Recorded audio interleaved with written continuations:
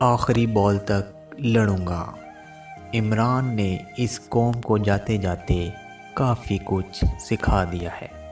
ظلم کے خلاف جہاد کیسے کرنا ہے، مظلوم کی آواز کیسے بننا ہے، عالمی طاقتوں کے اعلی کاروں کو کیسے بے نقاب کرنا ہے، یہ سیکھنا ہے تو آپ کو عمران خان بننا پڑے گا۔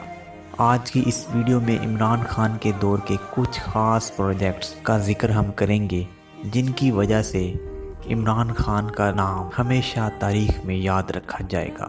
صحت کارڈ کا قیام، 10 لاکھ تک مفت علاج ہر پاکستانی کو میسر ہو چکا تھا، جس کی وجہ سے وہ پرائیویٹ ہاسپٹل میں بھی اپنا علاج مفت کرا سکتا تھا۔ عمران خان نے ڈیموں کی تعمیر کا آغاز کیا جو کہ اس سے پہلے جنرل ایوب خان کے دور میں ہوا تھا۔ ٹیکسٹائل انڈسٹری کو زوال سے نکال کر ترقی کی راہ پر گامزن کرنا بھی عمران خان کا ہی کارنامہ ہے۔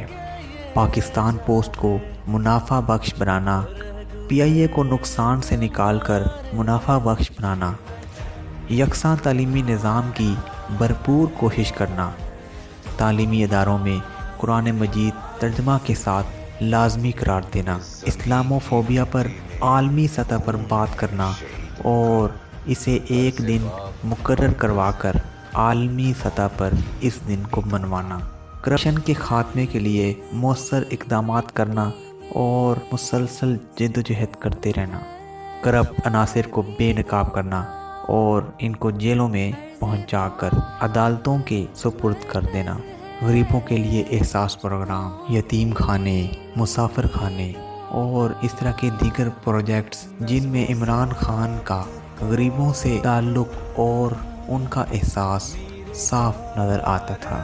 اور آخر میں عمران خان کا ایک بہت بڑا کارنامہ وہ یہ ہے کہ اس نے اس قوم کو بیدار کر دیا اور بتا دیا کہ ہم شاید ابھی آزاد نہیں ہیں۔